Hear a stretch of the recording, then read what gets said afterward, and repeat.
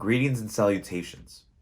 My name is Sock Monkey Mike, the creator of War Games, not so famous YouTuber, Instagram influencer, as you say. Welcome to War Games episode 10. Now, before I get into the intros and the fancy schmancy things, I want to let you know that this may indeed be the last episode of War Games. And I'm not saying this because it was something that I got bored of or anything. This is everything to me. And before you watch, I want you to know from the bottom of my heart, each and every one of you that is watching, thank you for tuning into War Games each and every week. For the past 10 episodes, it has been nothing but fun. It has been nothing but passion. A project that I put everything into 110%. And you guys know this, or at least I hope you do. Because War Games is a passion of mine. Reviewing NXT and AEW Dynamite is absolutely special, especially in a time of hope and uncertainty. This has reignited the passion. This has helped me put out more content for you guys.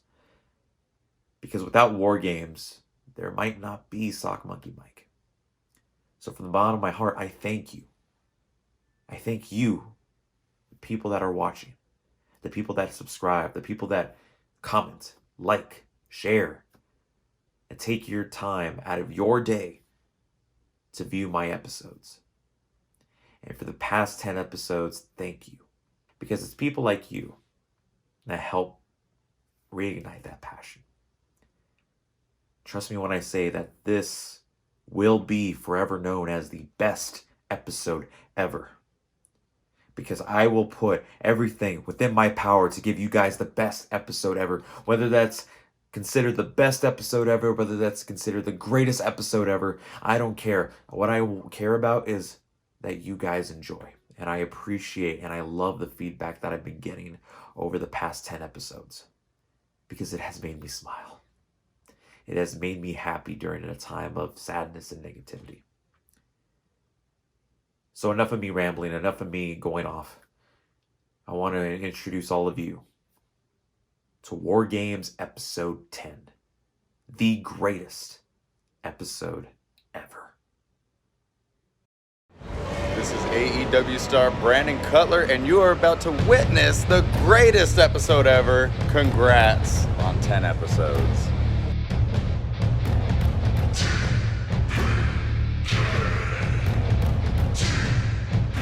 Welcome to episode number 10, the greatest episode ever. Thank you guys so much for tuning in. Make sure you guys like, comment, and subscribe. You already know what the deal is. My name is Sock Monkey Mike, your host with the most. And thank you from the bottom of my heart. Once again, I say thank you from the bottom of my heart for tuning in. This, like I mentioned before, might be indeed the last episode of War Games. And I do appreciate everybody tuning in, everybody commenting, liking, subscribing, whatever the case may be. But I personally don't want just to say thank you. I know my editor, SHVMBU, says thank you as well.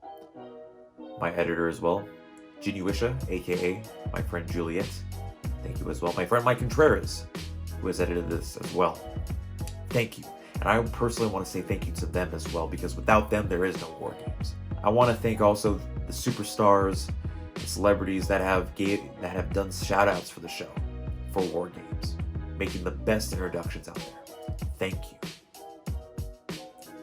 And without them, without people like you, the fans, there is, once again, no War Games. And I do appreciate that from the bottom of my heart. So without further ado, enough of the preliminaries. Let's get straight into the picks for, well, let's talk about that really quick. You see, NXT and AEW had a very, very stacked week of wrestling. It had the greatest night of wrestling this past Wednesday. You had NXT reviving the Great American Bash. You had AEW Dynamite with their Fyter Fest, which again, these two shows are 2 weeks and the first night of both shows absolutely killed it. And I'm not just saying because MJF splurred the words ratings war, but hey, what can I say? This was a great night of professional wrestling. Both sides produced great shows, especially on a pay-per-view stacked card. I mean, who would have known that MJF and Wardlow went against Luchasaurus and Jungle Boy Jack Perry in an amazing match which we saw Luchasaurus get the victory over Wardlow, having Wardlow his second loss and MJF his first loss. I thought that was absolutely amazing. Who would have thought that Tegan Nox, which I'll get to in a minute, became #1 contender for the women's championship? I thought it was absolutely incredible. And I'm not saying that as a Tegan Nox fan, I'm saying that as a fan in general. All 4 of those women deserve the opportunity to face off against Io Shirai in an NXT Women's Championship match. There is absolutely no doubt about that. But again, I'm just going off the rails here. So before I get into my picks, starting off with Fyter Fest over at AEW, I would like to introduce a special guest appearance. You know, you may have seen some of these individuals here before. So without further ado, saying their words of wisdom, here are my special guests for War Games, as you might have seen in my Instagram post. Check it out right here. Yo, Sock Monkey Mike! What's going on, man? It's Chris Van Vliet, and I want to say a huge congratulations to you on 10 episodes. Here's to 10 more. 10 more? Here's to 510 more. No. Here's to 1,010 more. Hey everybody, it's a Wrestling Classic, Justin here, and I just wanted to give Sock Monkey Mike and all his viewers here for episode 10 a huge shout out. Congratulations on episode 10 of the Wrestling Classic No, wait a minute, that's my old podcast, that's me. Congratulations on episode 10 of the Squared Circle DNA show. No, that's now Squared Circle on tap, and that was also me and Danny, which isn't a thing no more, but Squared Circle on tap is, so check that out. I'll get this.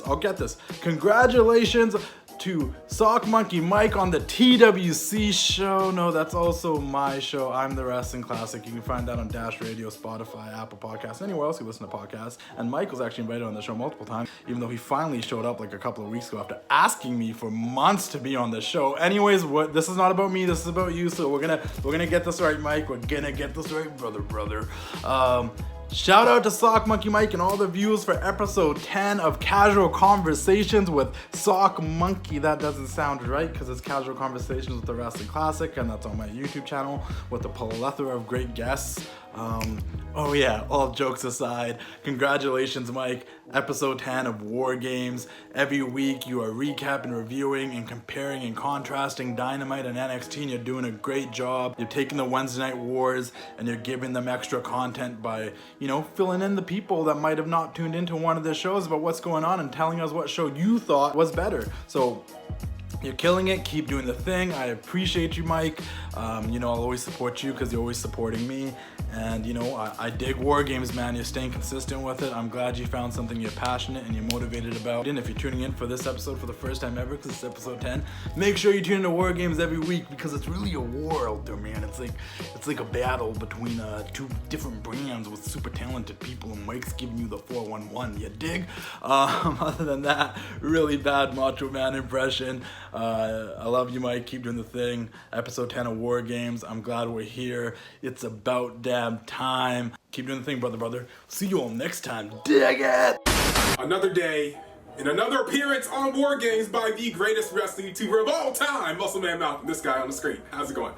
10 episodes, Mike. 10. That's impressive, bro. Congratulations. You did it, Tyler. But I have to say, honestly, the only reason why I'm here is not because you're paying me well, because you're not. You don't even pay me on time. I'm still looking for that check. I'm mainly here to talk to the other people on this. There's some important names up here. Priscilla, is Wyatt fan on this? I don't know. And I'm definitely talking to you, Chris Van Vliet. Oh, there's something different about all of us, all right? Y'all got some custom belts. That's cute. That's so nice for you. I'm the real heavyweight champion of the internet, if you didn't know, right? The YWO heavyweight champion. I'm putting out a challenge to all of y'all. I want to fight every single one of you, because until I'm the greatest wrestling tuber of all time, and all y'all know it, I gotta keep beating up people. I gotta keep hurting. I gotta keep getting ratings like I do every time I'm on War Games. But I'll give you this, Mike. My favorite thing since being on War Games so far has definitely been none of it. And thank you so much to Chris Van Vliet, Justin from the Wrestling Classic, and everybody who was involved in that for saying congratulations on 10 episodes. I mean, 10 episodes doesn't seem a lot, but it's a huge milestone for me. Because, again, without War Games, there would be no Sock Monkey Mike. Without you, the people, the subscribers, there would be no Sock Monkey Mike. So, from the bottom of my heart, thank you so much to everybody for the advice, for the congratulations. But now, it's time for my picks. So once again, we are starting off with AEW Dynamite's Fyter Fest. Starting at my number 3 pick is a match which I didn't expect to kill it. And that is the TNT Championship match between Cody Rhodes and Jake Hager. Now, what I find very interesting about this match is that this match was not treated as an ordinary TNT Championship Open Challenge. This had a different vibe to it. I mean, you obviously see Jake Hager of the Inner Circle trying to get some gold around his waist for the Inner Circle. But in this match, I mean, there's so much offense from both competitors. You obviously see Cody going above and beyond trying to defend his TNT Championship, you know, against Jake Hager, who, reminder, he's the undefeated Bellator fighter. Of course, we don't know him from WWE, obviously, because we're not allowed to mention that. But you know what? This is the greatest episode ever, so I will mention that. I mean, Jake Hager held his own, though. I mean, there's no doubt about that. I mean, obviously, with his background in collegiate wrestling, this match was definitely a back and forth battle, to say the least. I mean, you saw Jake Hager straight from the start doing what he can to grab his first championship in AEW. However, due to a controversial ending, due to a controversial finish, which people believe that Cody Rhodes did tap out to Jake Hager, but in the end, Cody Rhodes did get that pinfall victory and retain the TNT Championship. I'm going to give this match, you know, for a pay-per-view match, I thought this was going to main event the show, but it did not. So with that said, I'm going to give it a, you know what, I'm going to give it a 2, or, you know what, I'm going to give this a 3 out of 4 stars. You know what, I think this was an entertaining match, to say the least. A very interesting battle between two very different competitors from two very different backgrounds. I mean, obviously you saw Cody with his offense doing what he can to defend that championship, as mentioned before, but you also have Jake Hager, who just dominated throughout the entire match. And to me, I felt like that Cody barely slithered out of there with the victory. To me, it kind of reminded of when Becky Lynch retained against Shayna Baszler at WrestleMania this past year, with a kind of a controversial finish, but a finish and a victory nonetheless. And honestly, this was kind of a little bit of a disappointing match, considering how much hype it had around it. I mean, I was hoping for better, but it was a good outing nonetheless. So I'm not going to give any discredit to Cody. I'm not going to give any discredit to Jake Hager. Do I see them feuding more in the future? Absolutely. I'm hoping that Cody does do his open challenges from here on out. But entertaining match. Not too bad in my opinion.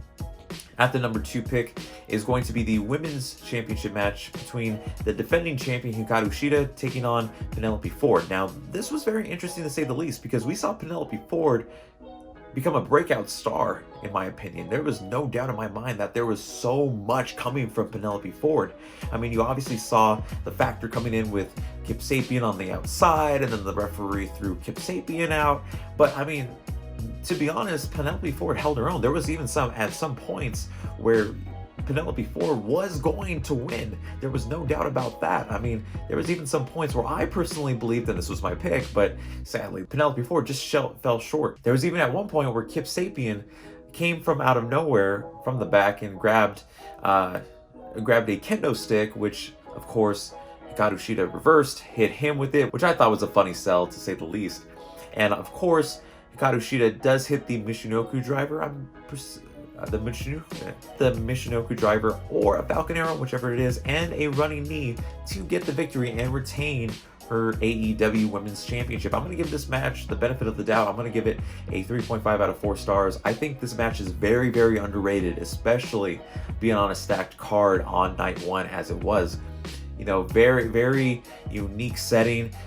Two very different competitors. One from being a Hikaru Shida. Same thing going with Penelope Ford, who to me impressed. I think she impressed me more than she has ever did in the past, which is, I'm a huge fan of Penelope Ford.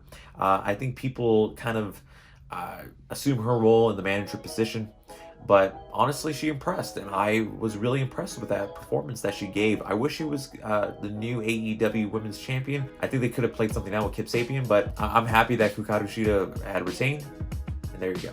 And finally, at my number 1 pick is the highly anticipated main event of the show. Get this, the main event of Fyter Fest night number 1 is going to be Best Friends going against the AEW Tag Team Champions in Kenny Omega and Hangman Page. Now, before I get into everything, I know this is going to sound like an unpopular opinion, but to me, Hangman and Kenny Omega are not a genuine tag team. I mean, they are too much of breakout single stars to be considered a tag team. And I understand why they did it. You will obviously want the spotlight on 2 of your biggest stars in AEW, which is going to be Kenny Omega and Hangman Adam Page. I mean, at one point, both of these 2 men were going after the AEW World Heavyweight Championship. But, you know, obviously I understand the showcase, the need to heighten up their tag team division.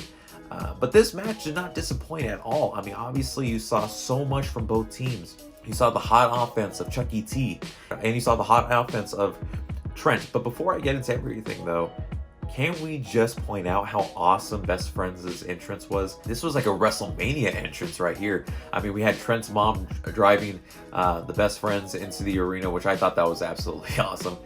Kind of relatable. Not going to say why. But very, very awesome introduction to the match.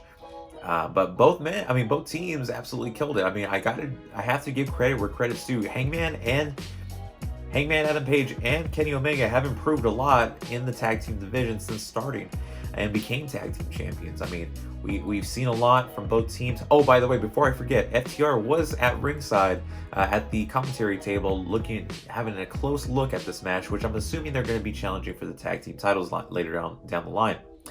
But both teams absolutely killed it. I mean, at one point, I was thinking that Best Friends were going to win. I was hoping so, but that wasn't the case. As Kenny Omega and Hangman Adam Page both were able to get the advantage, and Hangman Adam Page does that beautiful rope clothesline that he does to get the victory for his team and retain the AEW Tag Team titles. I'm going to give this match a 4 out of 4 stars. I think this was a great showcase for the tag team division, especially in AEW. You have people like FTR, you have people like the Young Bucks, you have people like the Butcher and the Blade, who is the most underrated tag team in AEW. You also have the Lucha Bros. You also have TH2, who's nowhere to be seen. So I'm loving what they're doing with the tag team division. It really displayed some tag team wrestling. But what I want to mention about after the match is FTR did want to celebrate with the tag team champions with some beer. However, Kenny Omega did throw away that beer, and there was some confrontations in there. The Young Bucks did come in and break things up. But other than that, it was actually a pretty solid match it was a great match to say the least, especially on a stacked night like night 1. Especially with the absence of Jon Moxley, who will not compete on night 2, which is going to be next week. So hopefully we get to see more of the tag team division. I'm really excited to see the 8-man tag team match, which is going to happen next week. And there you go. Now, before I get into everything, I would like to introduce you to my first guest.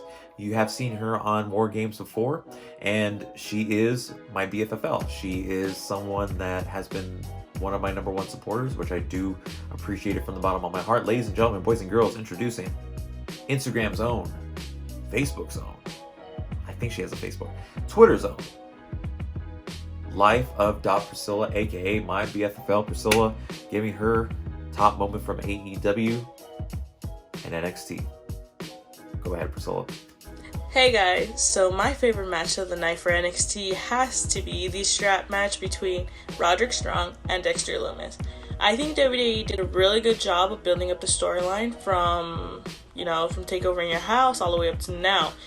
And I think like the little segments that they had each week with the Undisputed Era therapy sessions were amazing. I think it brought a little bit of fun into it, a little bit of comedy, and, you know, showed Roddy's, how much Dexter has impacted Roddy since Takeover in Your House. So I think that was hilarious. And then the promo before the match was awesome because it just shows how intense this match could be and how each of these individuals, what they bring to the ring, you know? And the actual match itself was amazing. Both of these men put out their all. At one point, I didn't know who was going to win because it was that good, you know, from Dexter trying to put Roddy back into the car trunk, and to the point where Bobby came and interfered. That interference kind of backfired because Dexter Lumis ended up getting the win. So I wonder if they're going to continue this storyline with Dexter Lumis and Undisputed Era, but we're just going to have to wait these following weeks because I think that Dexter has a lot of potential in doing great things in NXT, and I think putting him with the Undisputed Era is a great start to his NXT career, which I am curious to see where they take Dexter Lumis, because I really want to see him as champ one day. And yeah, that has to be my favorite moment from my favorite match from NXT this week. So for AEW Fyter Fest Night 1, my favorite match had to be Adam and Kenny versus Best Friends. These two are like my favorite tag teams right now in AEW. And Kenny and Adam ended up getting the win. FTR came after the match to celebrate, offering them a beer. Adam obviously accepted, while Kenny on the other hand dumped the beer outside the ring, which caused tension, and the Young Bucks had to come and separate them. So I wonder what's going to happen with this tag team, because I feel like there's some tension between Kenny and Adam, and this leads to Adam and Kenny versus Private Party, and I just can't wait to see how this story develops. I'm curious to see what's going to happen. Thank you so much, Priscilla, for giving that great segment over here on the greatest episode ever. Again, I loved both shows as well. I do agree with you. And it was awesome, to say the least. Starting with my number 3 pick is going to be the very unique matchup, handicap match actually, between Robert Stone and Aaliyah versus Rhea Ripley. Now this was a match I didn't expect to like, but I liked. I mean, this was a very entertaining match, to say the least. There was no really professional wrestling aspect involved. I think this was more towards the entertainment aspect. Who would have thought that Robert Stone's in-ring debut in WWE would be in a handicap match against Rhea Ripley? I mean, I absolutely loved the outfit that he had on. It was like that boxing gear. It was very entertaining, to say the least. I mean, we obviously saw the 2-on-1 advantage throughout this entire match. I mean, we obviously saw Aaliyah do what she does best, and that's taking advantage of any opportunity that comes her way. Same thing goes with Robert Stone. I think what I love about Robert Stone the most is that he helps out the younger talent, and that's what I absolutely love with this match. Is that it's just mind games. It's just an entertaining match all around. But in the end, Rhea Ripley did get the victory as she applied her submission maneuver on both Robert Stone and Aaliyah, and that was absolutely cool, to say the least. But you even see in the entire match that this was really awesome, and I'm really happy that how this match came together. It turned out to be an entertaining match for me. That's just me. But yeah, I'm gonna give this match, you know what?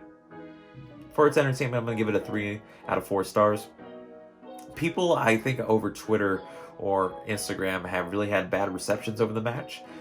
Due to, oh, it wasn't a real wrestling match, or oh, it wasn't really a real pay-per-view match. But you know what? Honestly, due to its entertainment aspect, I disagree, and I think that it was pretty cool. It was pretty cool, to say the least, and it made Rhea Ripley look strong, and that was the most important thing, especially after her loss, her 2 losses, of trying to obtain the NXT Women's Championship. So it made everybody look good. It made everybody look great, I would even say, and there you go. At my number 2 pick is the very highly anticipated matchup between WWE Women's Tag Team Champion Sasha Banks alongside with her WWE Tag Team Championship partner in Bayley, taking on Io Shirai, NXT Women's Champion. Now, this was a non-title match, but to me, this could have been a title match, and see if this could have pushed Sasha even further. But nonetheless, it is a non-title match, and this match, whether you love the match, hated the match, disappointed with the match, or enjoyed the match. I personally enjoyed this match. I mean, this made Sasha a real potential threat to the NXT Women's Championship. I mean, obviously you saw that Sasha had earned herself a opportunity at the Raw Women's Championship against Asuka, and this was a great way to showcase not only Sasha Banks and her potential to become champion again, but it also showcased the NXT Women's Champion proudly, especially on her upcoming match against Tegan Nox, which I will mention in my number 1 pick. And both these women absolutely killed it. I mean, obviously you saw Sasha from the very start of the match going after the NXT Women's Champion, but again, the NXT Women's Champion, Io Shirai, proving why she is the genius of the sky. That rhymed. I did not expect that to happen. And it was absolutely awesome. Both women showed why they love this business. Both these women showed how they could take each other to the limit. However, in the end, the genius of the sky with a beautiful moonsault got the victory over Sasha Banks. I'm going to give this match a 4 out of 4 stars. I think that this match, and there's a weird reason why I give a number 2 pick a 4 out of 4 stars. It had so much elements in this. It had so many elements from, you know, the veteran in Sasha to the future in the genius of the sky, Io Shirai. And just having these two with Bayley as a huge factor as well on the outside, you didn't know where this match was going to go, especially with the heel tactics of the Boston Hug connection. And it was great. It was absolutely great. I think from this point on, this is going to make Io Shirai look even stronger as women's champion. I cannot wait for her next title defense, especially with the person I'm about to say next in the next pick. And yeah, once again, 4 out of 4 stars for pick number 2. And yeah, I'm proud to say that. And finally, at my number 1 pick for NXT, the Great American Bash, it's going to be the Fatal 4-Way match for the NXT Women's Championship with competitors including Dakota Kai, Mia Yim, Candice LeRae, and Tegan Nox. Now, all 4 of these women absolutely deserve a chance to become NXT Women's Champion and have the right to face off against Io Shirai in the future. So this match was very stacked. I didn't know who to cheer for because I am a fan of all 4 of these women. These 4 women represent the NXT Women's division proudly. But to me, in my opinion, I will be honest here, I was hoping for Dakota Kai to win because she, out of all the competitors in the match, was the only one that was calling out Io Shirai in the first place. So it only makes sense that she would get the opportunity by winning. But then again, let me get into the match and I'll explain why later. Now, from the very start of this match, everybody was going after each other. Everybody from Tegan Nox and Dakota Kai to Candice LeRae and Mia Yim, who've all had rivalries in the past. I mean, especially with Candice LeRae being the new gimmick, the heel gimmick that she has against Mia Yim. It was definitely interesting to say the least. But little by little, people were starting to get eliminated. Starting off with Candice LeRae, which I was kind of bummed out about. I was hoping that Candice LeRae would at least be the final 3. But then again, it is professional wrestling and it is unpredictable. But as soon as Candice LeRae was eliminated, then up next was Mia Yim that was going to be eliminated next. Now, what I loved about this triple threat between Mia Yim, Dakota Kai, and Tegan Nox was the factor of trying to eliminate each other. And there was even at one point where Mia Yim and Tegan Nox were doing a double pin on Dakota Kai, which that kind of scared me. But nonetheless, it was entertaining to say the least. After Mia Yim was eliminated, it was all down to where it all began. And that was Dakota Kai going one-on-one against Tegan Nox. Now, this was a rivalry renewed. The final 2 going after the NXT Women's Championship. This was something that I was marking out for personally, and I'm saying that because I'm a huge fan of both of these women. Their careers, what they started with when they started with NXT in 2017 all the way to now, this moment, absolutely the most incredible thing I have ever witnessed on NXT television. Which, before I get into everything, I was surprised there was no factor of Raquel Gonzalez at ringside, which I thought that was going to be a huge factor, but that wasn't the case at all. These 2 women fought, and that's what I loved, was that it was just a straight out fight, professional wrestling at its best. But in the end, Tegan Nox did hit the Shining Wizard on Dakota Kai to get the 1-2-3 victory. Tegan Nox gets the victory and has the right to face off against Io Shirai in a one-on-one match for the NXT Women's Championship. I'm really interested in seeing how that match is going to work out. With that said, I'm going to give this match a 4 out of 4 stars.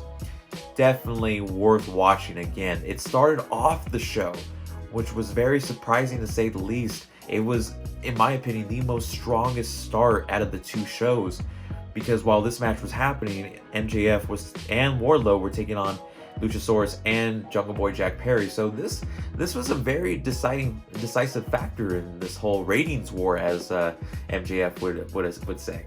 So with that said, that was an absolute great moment for me. I think that Tegan Nox had worked her butt off from the start of NXT, being on live events in the Florida area, all the way to this moment.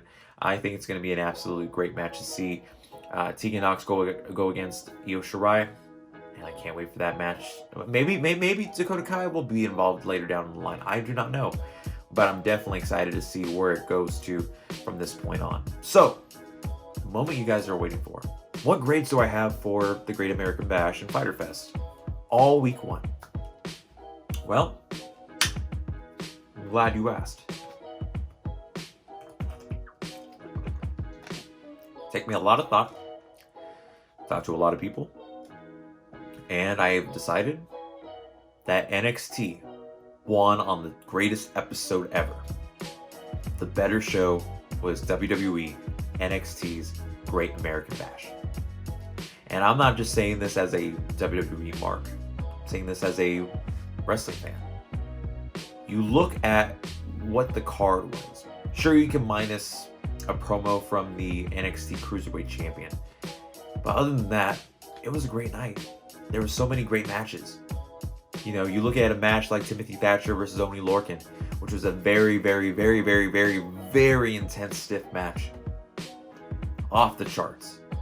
But everything from the start to the finish, absolutely beautiful. So I'm going to give NXT the benefit of the doubt, giving them an A, and giving Fyter Fest night number 1 an A-. I'm hoping that both shows absolutely kill it next week, and I know that they will. But I guess it's time for me to say goodbye. From the bottom of my heart, thank you guys. Thank you guys from the bottom of my heart for tuning in to War Games episode 10, the greatest episode ever. Because if it wasn't for you guys, there would be no Sock Monkey Mike, there would be no War Games, there would be nothing without you guys. You guys are my family. You guys are my supporters. And I'm thankful for each and every one of you. So until we meet again, this may be the final time you might see Sock Monkey Mike. But if that's the case, I want to thank you from the bottom of my heart.